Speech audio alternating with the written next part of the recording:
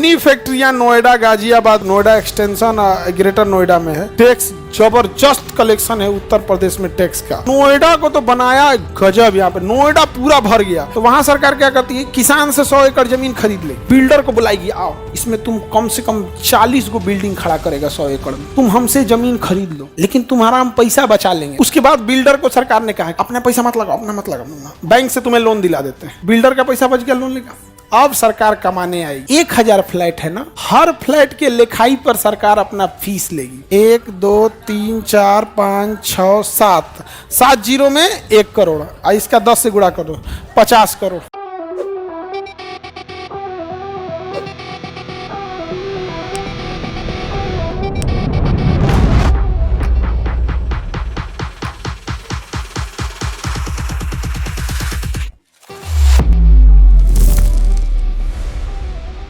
उत्तर प्रदेश का तो भाई देखो भैया, टैक्स जबरदस्त कलेक्शन है उत्तर प्रदेश में टैक्स का।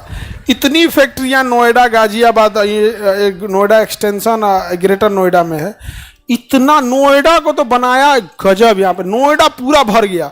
तो ग्रेटर नोएडा बनाया, फिर नोएडा एक्सटेंशन बनाया। इतनी फैक्ट्रियां नोएडा, गाजियाबाद, इंदिरापुर, इतनी मेरठ तक भर गई हैं कि उन्हें टैक्स बहुत ज़्यादा मिलता है। हम लोग को कोई टैक्स नहीं, वहाँ फीस बहुत ज़्यादा मिलता है नोएडा, गाजियाबाद सब में, क्योंकि वहाँ बड़े बड़े फ्लैट हैं। बड़े बड़े क्या हैं, फ्लैट। सरकार जमीन क्या करती है, देखो सरकार कितना दिमाग लगाती है, कमाने का तरीका समझो क्या। सरकार देखती है कि 100 एकड़ जमीन है, कितना एकड़ है, 100 एकड़। तो कहती है 100 एकड़ जमीन वहाँ अगर बेच देंगे तो हमको कितना प्रॉफिट मिलेगा, जो खरीदेगा वो हमको जमीन का लिखाइए ना देगा। तो वहाँ सरकार क्या करती है, किसान से 100 एकड़ जमीन खरीद लेगी और बिल्डर को बुलाएगी, आओ आओ सब बिल्डर आओ लोग, आओ लोग, आओ। कहते देखो 100 एकड़ जमीन है, इसमें तुम कम से कम 40 गो बिल्डिंग खड़ा करेगा 100 एकड़ में, तुम हमसे जमीन खरीद लो, लेकिन तुम्हारा हम पैसा बचा लेंगे। सरकार कहती है वहां पे हम तुम्हारा पैसा बता देंगे, तुम जमीन खरीदवे मत करो, लीज पे ले लो, भाड़े पे ले लो, क्या तुम्हारा पैसा बच जाएगा। और तुम इसमें क्या करना, बिल्डिंग बना देना। इसमें क्या करो, बिल्डिंग बना दो। अब वो क्या करेगा, इसमें एक टाउनशिप बसा देगा, चारों ओर से बाउंड्री कर देगा। यहाँ एक बिल्डिंग खड़ा कर दिया, यहाँ बिल्डिंग खड़ा कर दिया, ऐसे लाइन से क्या खड़ा कर देगा, बिल्डिंग खड़ा कर देगा। अब बताओ 40-40 तल्ला का बिल्डिंग खड़ा कर दिया।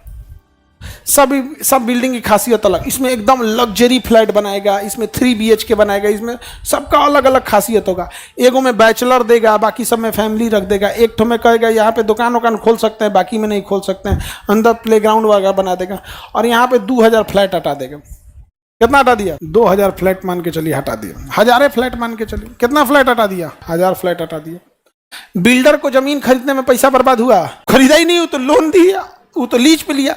कहा कि किराया देना बस हमको जमीन का, तो किराया हमेशा सस्ता होता है और किराया हर महीने देना है तो पता नहीं चलता है। उसके बाद बिल्डर को सरकार ने कहा कि अपना पैसा मत लगाओ, अपना मत लगाओ, बैंक से तुम्हें लोन दिला देते हैं।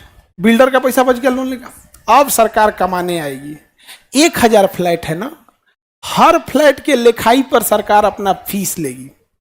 जमीन की लिखाई पे लगता है।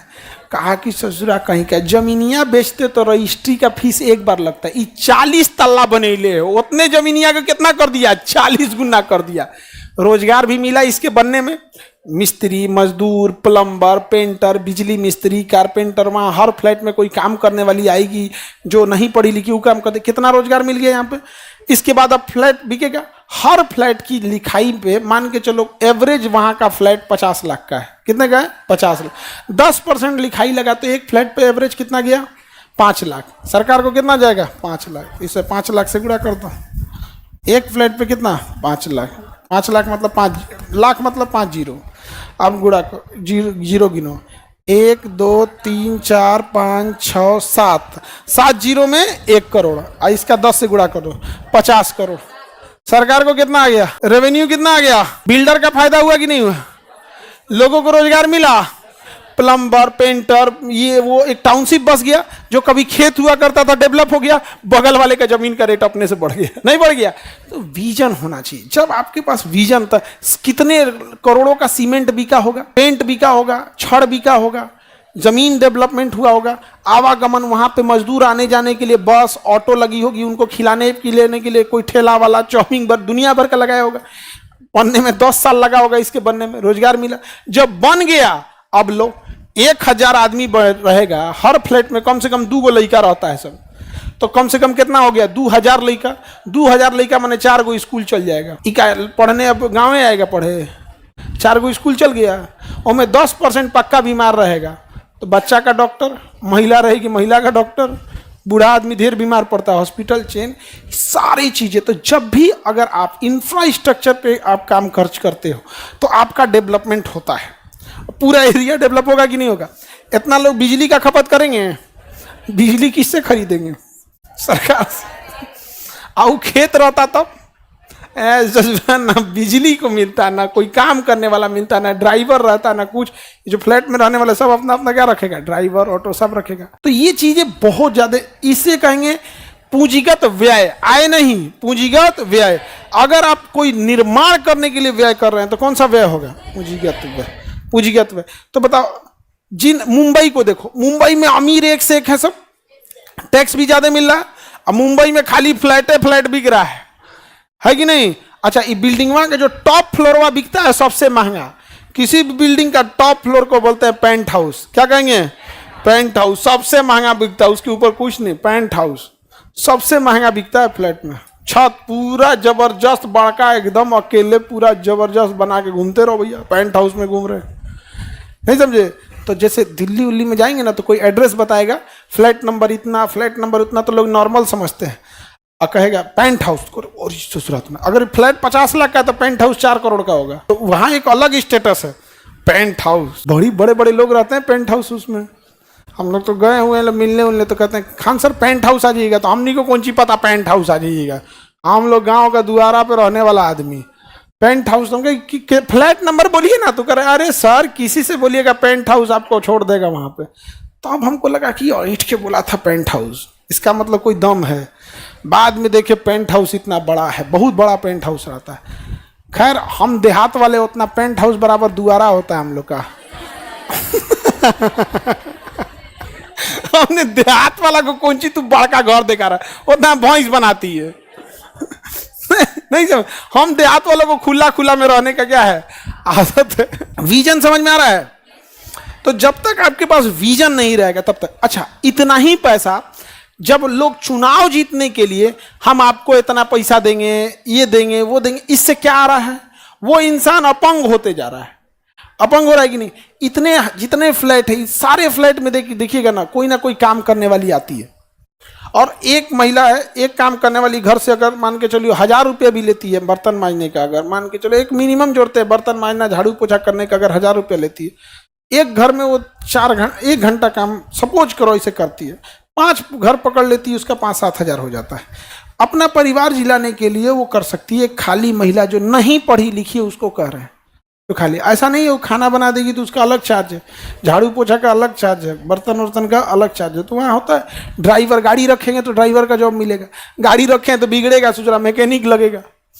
तो जब भी क्राउड आएगा, क्या आएगा, क्राउड ऑटोमेटिक रोजगार दे देगा। जिस एरिया में आप स्टूडेंट लोग रहते हो उस एरिया का मकान मालिक कभी सरकार से नहीं कहेगा कि हमको रोजगार दो, ये एरिया का कभियो नहीं कहेगा सरकार से।